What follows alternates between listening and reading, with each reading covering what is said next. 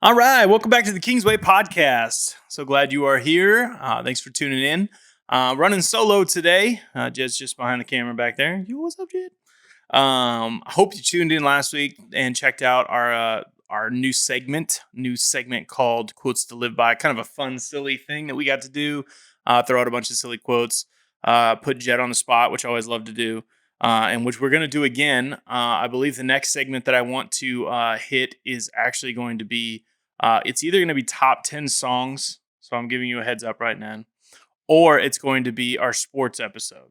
Now, the sports episode is going to take a little bit more intensity because I'm definitely going to now try to tackle the sports episode alone with Jed. I am going to need backup. So I have already talked to a couple individuals that I haven't even told Jed about that will be there in order to help make this one of the most memorable episodes of all time. So hopefully you'll be looking forward to that and excited. But before we move on any further, I want to let you know today is going to be a reflection on our sermon series that we just finished at Kingsway called Back to Basics.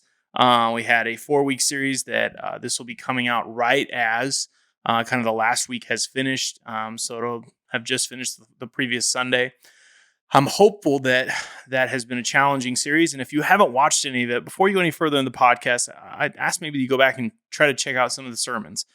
Maybe just listen through one or two of them to kind of get an idea, because some of the things I'm going to be talking about today, I think would be more beneficial to you if you had a little context. Not saying that you can't listen. I think it'll still be beneficial if you haven't heard any. But man, the meat of what I'm talking about is probably going to be found in the sermons. And then the last thing I'm going to do as we kind of conclude that is I want to just give a small intro and give you maybe a little bit of a whet your appetite moment of what to anticipate in our next sermon series on Sunday mornings, which is going to be the book of Easter. Easter. I love to say Easter. I've said it like 50 times. Esther, the book of Esther, which I always love when I say Easter because I do think it's a salvation story. It is a fun thing. Obviously not quite the Easter morning type of scenario, but it's still very, very cool story. And so I want to kind of give you an introduction to that that we'll be going through the book through the month of October. We'll be going through the book of Easter. So as we get into today, I want to start out by saying we just finished Back to Basics. It was a 4-week series. We started with the heart. We went to selfishness. Then we ended up with community, and the last week is discipline. Having not quite preached the last episode or the last week of the sermon series, discipline, I can tell you it is fantastic, and I'm stoked for you to have a chance to talk about it. But it is just as challenging as the others. This series basically led us and led me personally in a place where trying to recapture a little bit of where we have been, what we've been through over the last 9 months, and to bring us back to a place where maybe we can just hone in. The thought of why this series was something that was important to me was a simple concept. When you hit your toe, when you smash something, when you hurt yourself, there is this moment of everything else fades away, and like what is most important is what is in pain. But then you come back from that pain, and you still have to function, but you're still in a little bit of pain. And so I don't know if you've ever hurt yourself bad enough where you had to go through physical therapy, or you had some sort of an injury to your body or to you. So much so that you had to go back to like learn how to redo something. I've had multiple times in my life where I've hurt a leg or a foot or an ankle or wrist where I've had to go back and like get stretched and like relearn how to use kind of the small ligaments and muscles that have kind of been constrained. I feel like that's kind of what's happened to us. We've kind of gotten beat up, and most of us have been injured in some way, whether it's being isolated, whether it's being physically sick, whether it's through just this social justice movement that's kind of causing us to walk through some difficult challenges with maybe some peers with different opinions and struggles and wounds that maybe have been said or have been felt. And there's a confusion and heartache. And it's really just led to, I think, a lot of people just having like a limp in kind of their life. And I wanted to just say, what if we just went back to the basics and did some like kind of physical therapy for our souls and kind of went back to what would be helpful to kind of focus on as we're trying to figure out what the next steps would be. So that being said, we started with the heart, and I just said the Proverbs, I think it's Proverbs 7:8 that says, out of the heart, the mouth, or overall guard your heart, is everything that you do flows from it. And that in my mind was kind of the like foundation of that first back to basics thought of like, hey, how's your heart? And I know Jed has been studying Hebrew, so we had a fun conversation about the concept of like the heart was a lot of different things. It wasn't just this organ in your chest. They didn't have the concept of the brain, so it was your thoughts, your emotions, and your choices. So it's not only a heart like the organ, but it also is like everything about your life.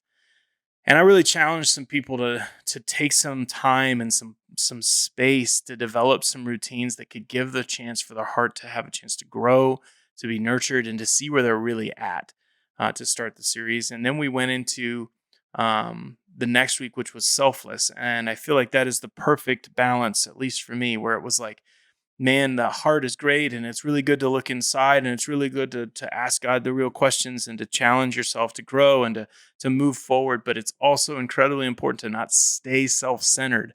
And when we're in pain and when we've been through some stuff, it's really easy to just focus on what's happening to us and miss the point of how to move forward.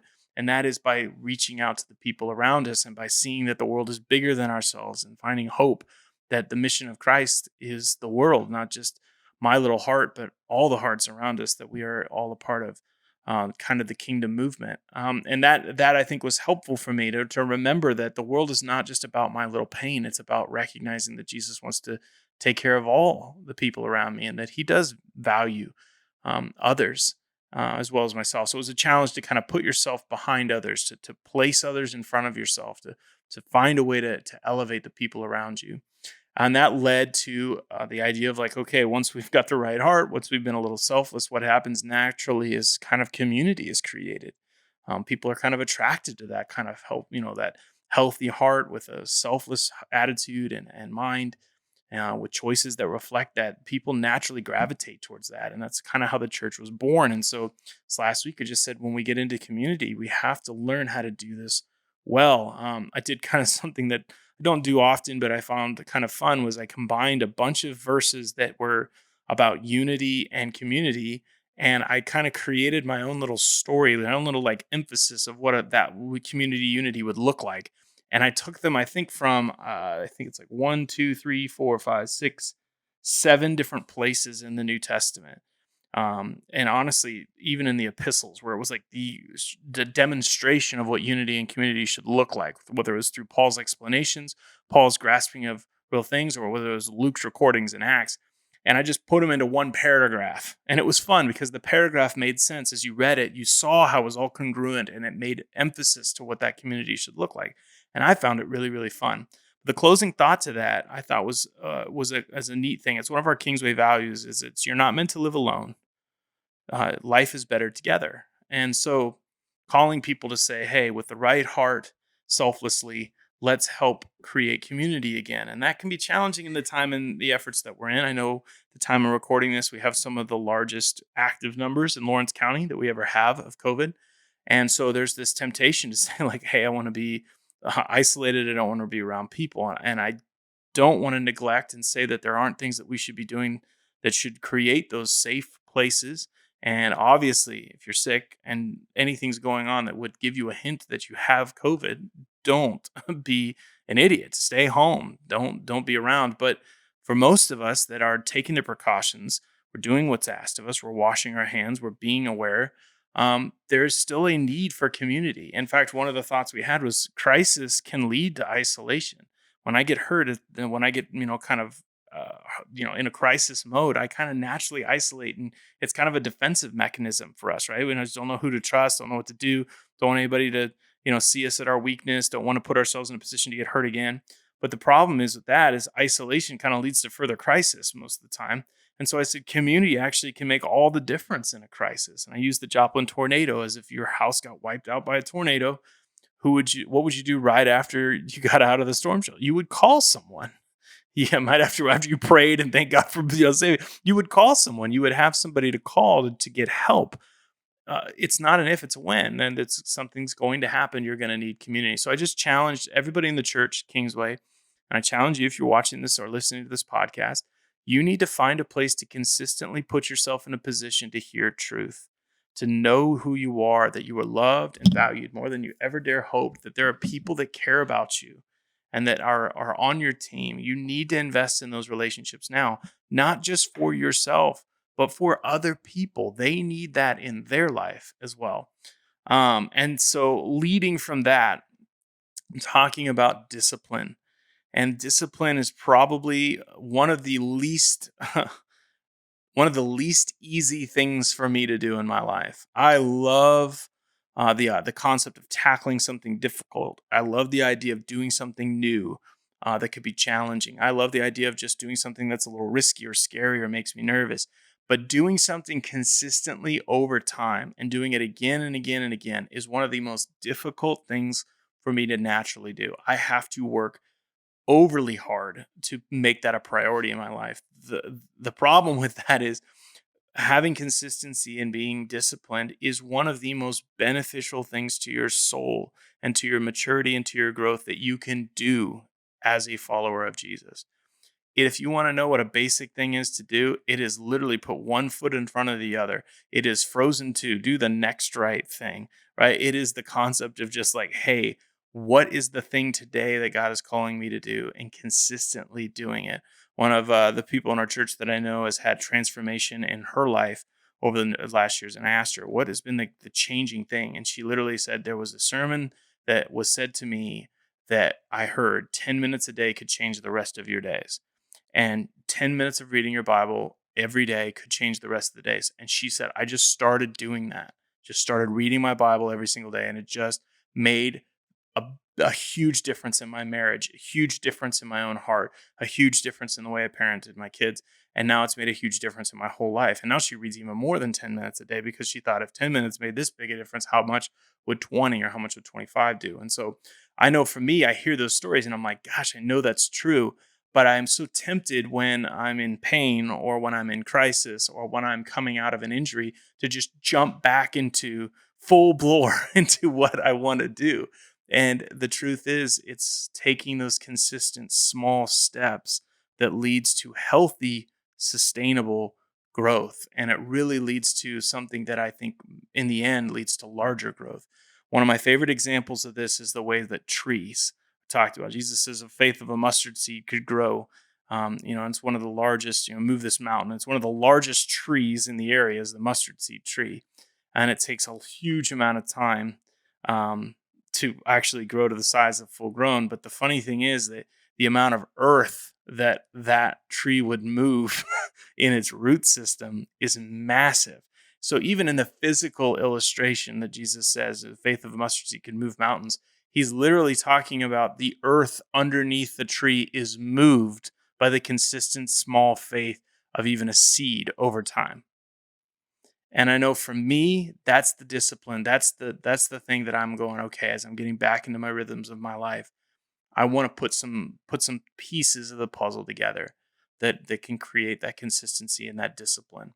So coming out of this series, what I want you to take away from is this: that your heart, your selflessness, your community, and your discipline are the things that Back to Basics is all about. As you're taking steps into this election season, into the winter, when you're going to have a chance to maybe be a little more isolated than normal, if you're going into the holiday season where selflessness can really creep out and selfishness can creep in, where you're going into a season where you're going to be bombarded with a whole bunch of expectations of what could be happening with family and the political world, the celebrations around holidays, and protecting your heart and letting that be something that you invest in and you see as worthy of it, and consistently putting things in your life on the daily that would help you maintain and then survive and thrive through that, connecting with people in real ways.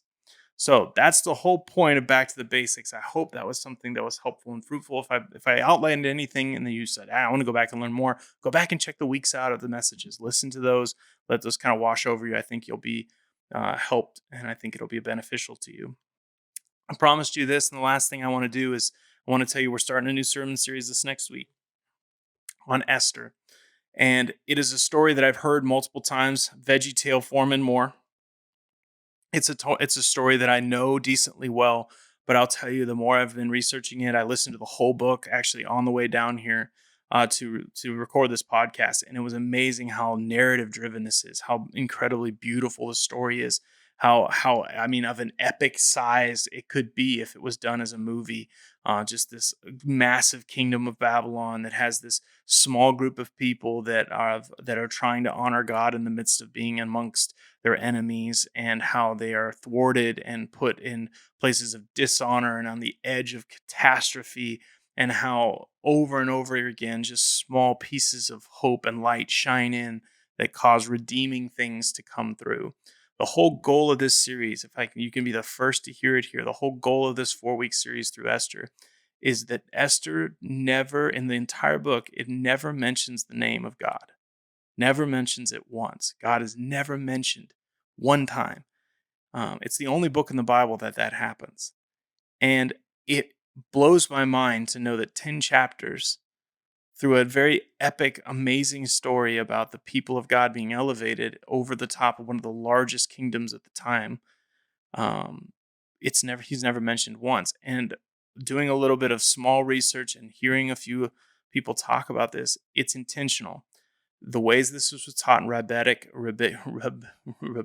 history, which is the rabbis in the Hebrew side of things would teach this, is that even when God is not in the story, he is in the story elevating the people that are faithful. Even when you can't see him, even when you don't hear his name, God is still at work. And what better way entering into these last few months of 2020 than to look back and to see all these things that have happened, and maybe not to feel like God has been as present as he ever has been, or maybe as we look towards a future that's a little bit more unknown and a little bit more frustrating, or a little bit more making us at ease, or giving some anxious thoughts even. Maybe we just need to read something and remind ourselves that there's a larger narrative at play, that even when God seems absent and he seems like he's distant, that he's still very much a part of the story.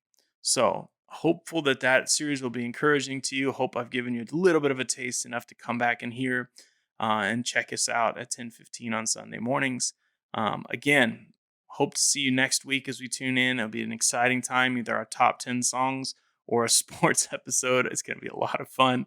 But guys, get back to the basics. Take care of your heart.